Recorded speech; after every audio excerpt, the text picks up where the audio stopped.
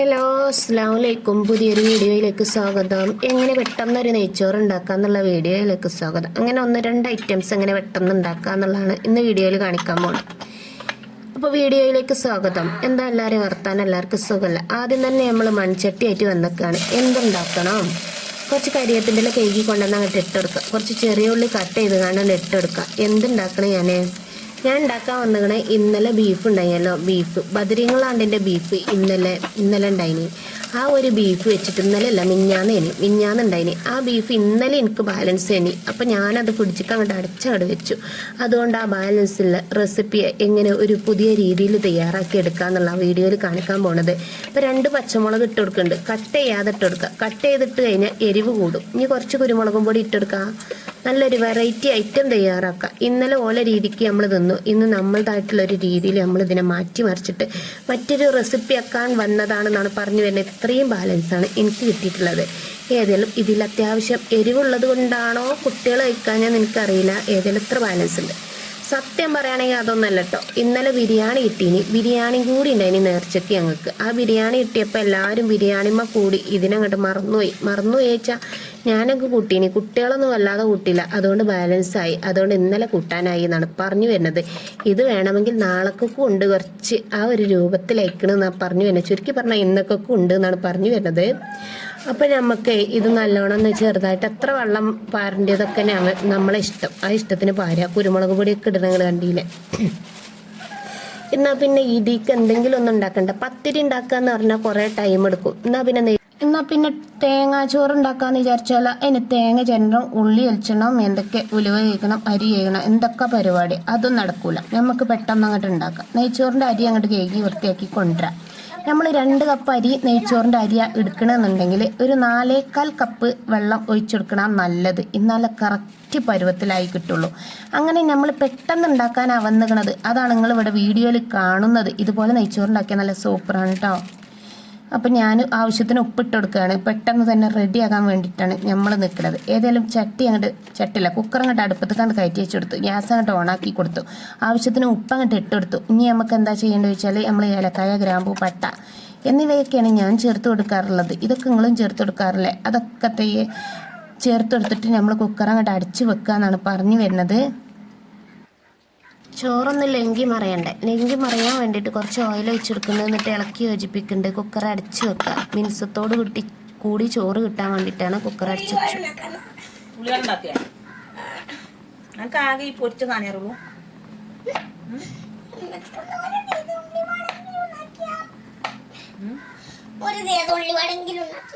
എന്നെ പൊരിച്ച സാധനം നല്ലല്ല കുഞ്ഞുവാ. അതെനിക്ക് വയറുവേദന ഉണ്ടാക്കിച്ചു. ഞങ്ങൾക്കറിയാം.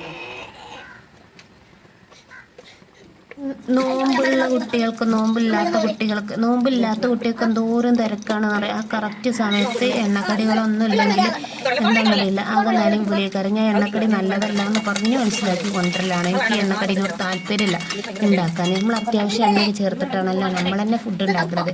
ഇനി ഇതിൽ മുക്കിപ്പൊരിച്ച് കാണ്ടൊക്കെ ഉണ്ടാക്കിയാണ്ട് അതും കൂടി വയറ്റിക്ക് ചെല്ലുമ്പോൾ വെറുതെ അതും ഉണ്ടാക്കിയാണ്ട് വാരി വലിച്ച് തിന്നണ്ടല്ലോ എന്ന് വിചാരിച്ചിട്ടാണ് ഞാൻ ഉണ്ടാക്കുകയാണെങ്കിൽ അത്യാവശ്യം നല്ല വലുപ്പത്തിലാണ് ഉണ്ടാക്കുന്നത്. പിന്നെ എന്തിനാ അതൊക്കെ ഉണ്ടാക്കുന്നത് വിചാരിച്ചിട്ട് ഉണ്ടാക്കാറൊക്കെയാണെന്നാണ് പറഞ്ഞു വരുന്നത്. അണ്ടിപ്പരിപ്പിട്ടോ മുന്തിരിട്ടോ ഇനി നമുക്ക് ഉള്ളിയിട്ട് കാണും വാട്ടിയെടുക്കുക. നമ്മൾ നെയ്ച്ചോർക്ക് വാട്ടുന്ന കാര്യം അവിടെ പറഞ്ഞത്. നെയ്ച്ചോറായോ മതിയോ? കുറച്ച് ഉള്ളിയൊക്കെ വാട്ടിയിടുമ്പോഴല്ലേ പ്രത്യേക ടേസ്റ്റ് ഉണ്ടാവുള്ളൂ. ഏതെങ്കിലും നമുക്ക് ഈ അണ്ടിപ്പരിപ്പ് മുന്തിരിയൊക്കെ ഇതിൽ നിന്ന് കോരിയെടുക്കാം.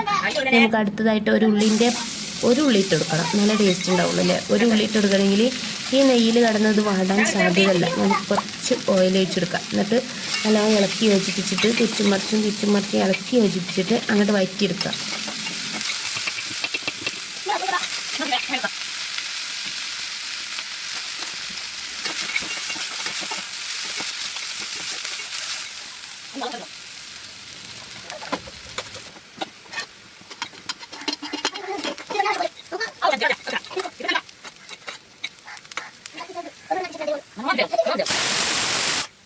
അവസാനമായിട്ട് എണ്ണയ്ക്കെല്ലാം ഉള്ളിലേക്ക് നമ്മൾ ഉള്ളിയൊക്കെ വാടി കഴിഞ്ഞാൽ അണ്ടിപ്പരിപ്പ് മുന്തിരിട്ട് കാണും വെറുതെ ഒന്ന് ഇളക്കി യോജിപ്പിച്ചിട്ട് അവിടെ നോട്ടെ. ഓഫാക്കി എടുക്കുക, കരിയാതെ നോക്കുക, ഓഫാക്കുക. പിന്നെ നമുക്ക് കുറച്ച് ആവി അങ്ങോട്ട് കളയാം. ഒരു വിസിൽ വന്നപ്പോൾ ഓഫാക്കി എടുത്തിട്ടുള്ളതാണ്. ആവി അങ്ങോട്ട് കളഞ്ഞിട്ട് നമുക്ക് അടുത്തതായിട്ട് തരി ഉണ്ടാക്കാം. തരി ഉണ്ടാക്കണ എൻ്റെ വീഡിയോയിൽ കുറേ വട്ടം കാണിച്ചിരിക്കണല്ലേ. എന്നാൽ ഇതൊരു വെറൈറ്റി തരിയാണ്, എനിക്ക് എൻ്റെ അമ്മ പഠിപ്പിച്ചു തന്നിട്ടുള്ള തരിയാണ്, അതുകൊണ്ട് അവിടെ കാണിക്കാൻ വന്നത്. ഒരു 2 സ്പൂണോ 3 ടീസ്പൂണോ ഒക്കെ ഞാൻ ഇടലുള്ളൂ. റവ കണ്ടമാനം ഇട്ട് കഴിഞ്ഞാൽ അത് കുറുക്ക് രൂപത്തിലായി കഞ്ഞിയായി കഴിഞ്ഞാൽ എനിക്ക് കുടിക്കാൻ താല്പര്യം ഉണ്ടാവില്ല. അതുകൊണ്ട് ഞാൻ ഇവിടെ കുറച്ച് ലൈറ്റ് രൂപത്തിലുള്ള റവയാണ് ഇട്ടെടുക്കുള്ളൂ. അപ്പോൾ അതുകൊണ്ട് കുറച്ചിട്ടെടുക്കും. അങ്ങനെ നമ്മൾ ആവശ്യത്തിന് ഉപ്പിട്ടെടുക്കുക. അങ്ങനെ റവ ഉണ്ടാക്കുക എന്നാണ് പറഞ്ഞു. പിന്നെ തരിക്കഞ്ഞി. ഏകദേശം നെയ്ച്ചോറിൻ്റെ വേവൊക്കെ നിങ്ങൾക്ക് അറിയില്ല. ഏതെങ്കിലും പാകത്തെ വേവൊക്കെ ആയി വരുന്ന വരെ നമ്മൾ വെയിറ്റ് ചെയ്തെന്ന് കുറച്ച് ആവിയൊക്കെ അങ്ങോട്ട് കളഞ്ഞു. അതൊക്കെ കഴിഞ്ഞാൽ നമ്മൾ തുറന്ന് നോക്കാൻ പോകാം. നമ്മൾ ചോറ് എങ്ങനെ ഉണ്ടെന്ന് നമുക്ക് നോക്കണ്ടേ, അടിപൊളിയായിട്ടുണ്ടോ നോക്കണ്ടേ. അതിനാണ് നമ്മൾ വന്നിരിക്കുന്നത്. ആ ചോറ് എങ്ങനെ ഉണ്ട് നോക്കാം. നല്ല അടിപൊളിയായിട്ട് റെഡിയായി വന്നിട്ടുണ്ട്. നമുക്കൊരു ചട്ടം കൊണ്ട് ഇളക്കി യോജിപ്പിച്ചിട്ട് നമുക്ക് നേരത്തെ വയറ്റി വെച്ചിന് ഉള്ളികളൊക്കെ അതിൽ ചേർത്ത് കൊടുക്കാം. നല്ലൊരു ചോറ് ഇവിടെ സെറ്റായി കിട്ടിയിട്ടുണ്ട്. ഇതുപോലെ ഉണ്ടാക്കാൻ പറ്റും നെയ്ച്ചോറ്, നല്ല ടേസ്റ്റാണ്. എല്ലാവരും എൻ്റെ വീഡിയോ കണ്ടിട്ട് ഇതുപോലെ ഉണ്ടാക്കുകയാണെന്നുണ്ടെങ്കിൽ വളരെ പെട്ടെന്ന് തന്നെ നമുക്ക് നമ്മളെ ജോലി തീർക്കാമെന്നാണ് എനിക്ക് പറയാനുള്ളത്. നെയ്ച്ചോറ് നല്ല അടിപൊളിയാണ്. ചോറ് അങ്ങനെ ഒട്ടിക്കാണ്ട് നിന്നിട്ടൊന്നുമില്ല കേട്ടോ, ഓയിൽ ചേർത്തുകൊണ്ടായിരിക്കാം ഒട്ടാതെ തന്നെ നിന്നിങ്ങനെ. ചോറും വെള്ളവും ഒപ്പം വെച്ചെന്ന് കരുതിയിട്ടോ അതിൻ്റേതായിട്ടുള്ള ബുദ്ധിമുട്ടോ ഒന്നും ഉണ്ടായിട്ടില്ല. നല്ല സൂപ്പറായിട്ട് നല്ല പാകത്തെ രീതിയിൽ വെന്ത ചോറ്. തീരെ വേകാത്ത ചോറ് ടേസ്റ്റ് ഉണ്ടാവില്ല. ഒരു പാകത്തെ വേവിൽ വെന്ത ചോറ് നല്ല ടേസ്റ്റ് അല്ലേ.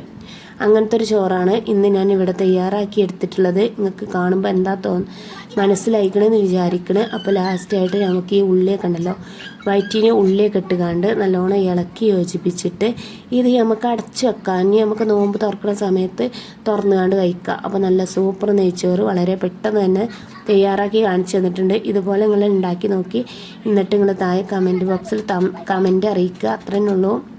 ഇന്നത്തെ വീഡിയോ കണ്ട് ഇഷ്ടമാകണമെങ്കിൽ തീർച്ചയായിട്ടും വീഡിയോക്ക് ലൈക്ക് ചെയ്യുക, ഷെയർ ചെയ്യുക, സബ്സ്ക്രൈബ് ചെയ്യുമ്പോൾ ഓൾ അറിഞ്ഞൊരു ബട്ടൺ നിൽക്കുക. അത്രയ്ക്ക് നിങ്ങൾ പറയാൻ. അങ്ങനെ അവിടെ കുക്കർ അടച്ചു വെച്ചു. നമ്മുടെ തരിക്കഞ്ഞി ഇവിടെ റെഡി ആയിക്കൊണ്ടിരിക്കുന്ന ഈ അവസരത്തിൽ ഒരു ഉള്ളി ചെറുതായിട്ട് കട്ട് ചെയ്ത് കൊണ്ടുവരാം. നമുക്ക് ചായനെ കുറിച്ച് പറയണമെങ്കിൽ എനിക്ക് 1-2 വാക്ക് സംസാരിക്കണം എന്നുണ്ട്. കാരണം എന്താ വെച്ചാൽ ഞാൻ ഒരു ചെമ്പട്ടി വെള്ളം വെക്കണമല്ലോ, അതുകൊണ്ട് അതിനെക്കുറിച്ച് 2 വാക്ക് പറയാമെന്ന് വിചാരിച്ച്.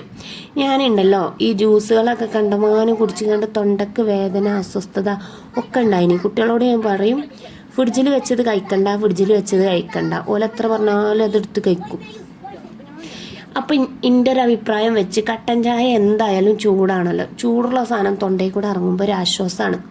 നമ്മൾ തണുത്ത വെള്ളം കുടിച്ചാലുണ്ടല്ലോ നമുക്ക് ചൂട് കൂടുക ചെയ്യുക. നമ്മൾ വിചാരിക്കും തണുപ്പാണാകുക, നമ്മുടെ ശരീരം ചൂടാകും. ഞാൻ മനസ്സിലാക്കിയാണ്. കട്ടൻ ചായ കുടിക്കുകയാണെങ്കിൽ നമ്മുടെ ശരീരത്തിന് അപ്പോഴും ഒരു ചൂടേ ഉണ്ടാവുള്ളൂ, പിന്നെ നമ്മളെ ശരീരത്തിന് ചൂടുണ്ടാവില്ല. തണുത്ത വെള്ളം കുടിച്ചു കഴിഞ്ഞാൽ അങ്ങനെയല്ല, നമ്മുടെ ശരീരം ചൂടാകും. ചൂട് നമുക്ക് താങ്ങാൻ പറ്റാതാവും. പിന്നെ നമ്മൾ ഫ്രിഡ്ജിലെ വെള്ളം കഴിക്കും. അത് എങ്ങനെ മനസ്സിലാക്കണേ ചോദിച്ചാൽ നമ്മൾ ഐസ്ക്രീമൊക്കെ കഴിച്ചാൽ നമുക്ക് വെള്ളത്തിന് കൂടുതലായിട്ട് ദാഹിക്കലാണല്ലോ ചെയ്യാറുള്ളത്. അതേപോലെ തന്നെയാണ് ഇതും. അതുകൊണ്ട് കട്ടൻ ചായക്ക് ഒരു തകരാറായിട്ട് എനിക്ക് തോന്നിയില്ല. ഇനി വയറിൻ്റെ ഉള്ളിൽ എന്തെങ്കിലും തകരാറുണ്ടോ അല്ലെന്ന് എനിക്കറിയില്ല. കട്ടൻ ചായ ലൈറ്റായിട്ട് ഉണ്ടാക്കിയിട്ട് അതങ്ങോട്ട് വലിച്ചു കുടിച്ചിടുന്നതിന് ഒക്കൂലാണ് ഞാൻ മനസ്സിലാക്കി എടുത്തിട്ടുള്ളത്. കണ്ടമാനം പഞ്ചസാര ജ്യൂസിലൊക്കെ ഇട്ട് എത്രങ്ങാനും പഞ്ചസാര ഇടണം ജ്യൂസൊക്കെ. ഈ തരിയന്നെ ഉണ്ടാക്കുമ്പോൾ എനിക്ക് തോന്നാറുണ്ട് ഈ ചായൻ്റെ പഞ്ചസാര, തരിയത്തെ പഞ്ചസാര, ഇനി ഒരു ജ്യൂസും കൂടി ഉണ്ടെങ്കിൽ ജ്യൂസത്തെ പഞ്ചസാര, ഇതൊക്കെ നമ്മളെ വയറിൻ്റെ ഉള്ളിലേക്കല്ലേ ചെല്ലണേ. വയറിൻ്റെ ഉള്ളിൽ എന്തോ ആകോ. അതുകൊണ്ട് ഞാൻ ജ്യൂസ് ഒഴിവാക്കി തരി പിന്നെ ഇന്ന് ഉണ്ടാക്കി. എല്ലാ ദിവസമൊന്നും ഉണ്ടാക്കൂല, ചില ദിവസങ്ങളിൽ ഉണ്ടാക്കും. എന്നാൽ പിന്നെ എൻ്റെ അമ്മ ഉണ്ടാക്കുന്ന രീതിയിൽ കാണിക്കാനാ ഇന്ന് വന്നത്. എങ്ങനെ എൻ്റെ അമ്മ ഉണ്ടാക്കൽ ഞാൻ കാണിച്ചു തരാം. ചട്ടി വെച്ചു. ചട്ടിയിൽ നമ്മൾ ഉള്ളിട്ട് വാട്ടിക്കണ്ടേ കുറച്ച് അണ്ടിപ്പരിപ്പ്. അന്നത്തെ കാലത്തൊന്നും അണ്ടിപ്പരിപ്പൊന്നും ഇടൂല കേട്ടോ, പഴയ കാല റെസിപ്പി ആയിട്ടാണ് വന്നിങ്ങനെ. അണ്ടിപ്പരിപ്പിന് പകരം ഉള്ളിട്ട് കാണ്ട് വാട്ടിക്കാണ്ട് എന്ത് ചെയ്യും, ആ ഉള്ളി ആയിക്കാണ്ട് ഒഴിച്ചു കൊടുക്കലാണ്. അങ്ങനെ നമ്മുടെ തരി റെഡിയാകും. ഞാൻ ഇവിടെ അണ്ടിപ്പരിപ്പൊന്നും ഇല്ലാതെ ഇത് കൊടുക്കാൻ എനിക്കിഷ്ടമല്ല. അതുകൊണ്ട് ഞാനിവിടെ എന്ത് ചെയ്യും, കുറച്ച് അണ്ടിപ്പരിപ്പൊക്കെ ഇട്ട് കാണ്ട് ഒന്ന് വറ്റിയെടുക്കാം.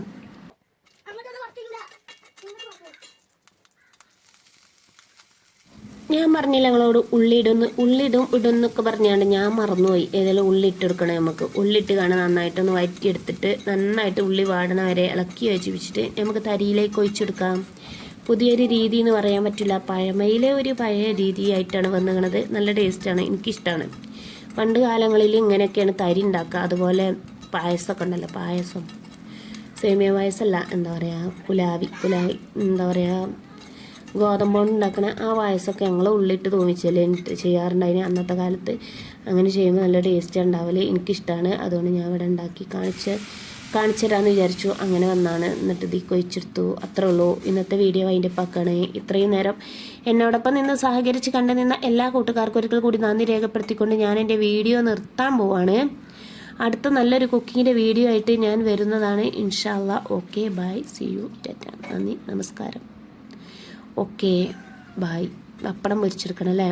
നെയ്ച്ചോറാകുമ്പോൾ പപ്പടം നല്ലതാണെന്ന് ഞാൻ പറയില്ല, നല്ലതൊന്നല്ല, എന്നാലും പൊരിച്ചെടുക്കുന്നുണ്ട്. 1-2 പപ്പടം പൊരിച്ചാൽ ഞാൻ നിർത്തും.